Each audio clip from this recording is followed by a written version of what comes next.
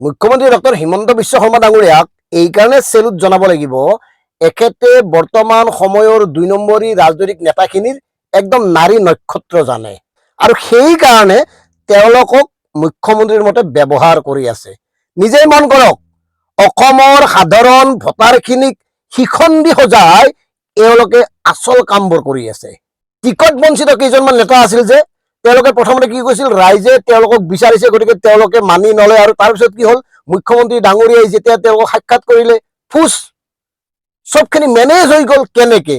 তেতিয়া তেওঁলোকৰ ভোটাৰৰ প্ৰতি দায়িত্বটো ক'ত গ'ল?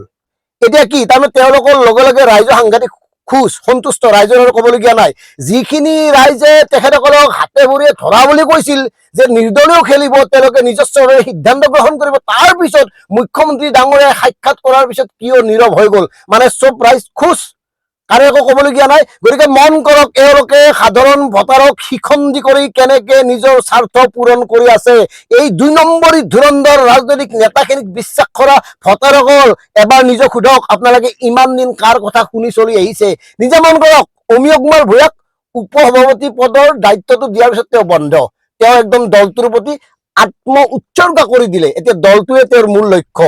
আৰু যে অতুল বৰা, এদিনত ৪-৫টা কথা সলোৱা অতুল বৰাক বিশ্বাস কৰিব পাৰি নেকি? গতিকে ইয়াৰ মাজত কৈছো, জয়ন্ত কুমাৰ দাস দিছপুৰৰ বিদ্ৰোহী যিগৰাকী বিজেপিৰ জ্যেষ্ঠ নেতা, দুদিন পূৰ্বে তেওঁ পদত্যাগ কৰিলে, তেওঁৰ যিটো সাহস, সেই সাহসক আমি চেলুট জনাইছো।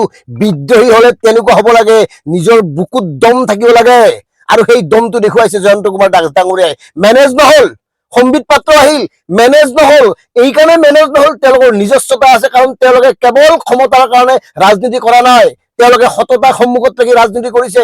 যিসকলে কেৱল ধন জন ঘটাৰ কাৰণে ৰাজনীতি কৰি আছে, ক্ষমতাত থকাৰ কাৰণে ৰাজনীতি কৰি আছে, কেৱল নিজক আৰু নিজৰ আত্মীয় কুটুম বা নিজৰ পৰিয়ালৰ সন্তুষ্টিৰ কাৰণে ৰাজনীতি কৰি আছে, তেওঁলোকক টোপ দিবলৈ সহজ।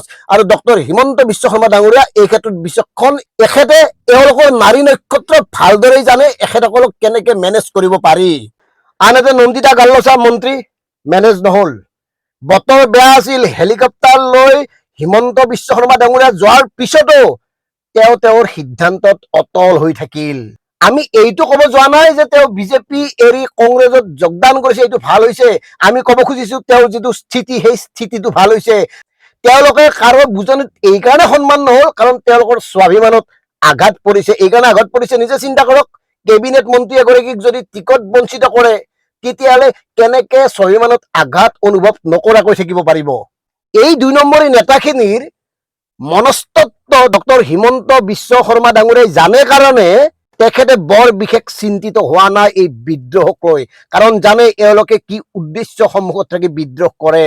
এই ৰাজনৈতিক ছয়তান ধুৰন্ধৰ একাংশই কি উদ্দেশ্য সন্মুখত ৰাখি ভোটাৰসকলক বলি দিয়ে, এই কথাটো ডক্টৰ হিমন্ত বিশ্ব শৰ্মা ডাঙৰীয়াই জানে, আৰু সেইকাৰণে তেওঁ কোনো টেনশ্যন লোৱা নাই। কাৰণ ইমানৰ টিকট কাটিছে, 19 গৰাকী ষ্টেণ্ডিং বিধায়কৰ টিকট কাটিছে, 38 গৰাকী প্ৰাক্তন কংগ্ৰেছীক টিকট দিছে, তাৰ পিছতো তেওঁ নিশ্চিন্ত মনে এইকাৰণে আছে, এওঁলোকৰ চৰিত্ৰ জানে, আৰু সেইকাৰণে এওঁ অকমান সময় নষ্ট কৰি তেওঁলোকৰ ঘৰলৈ গৈছে আৰু মেনেজ কৰি আহিছে।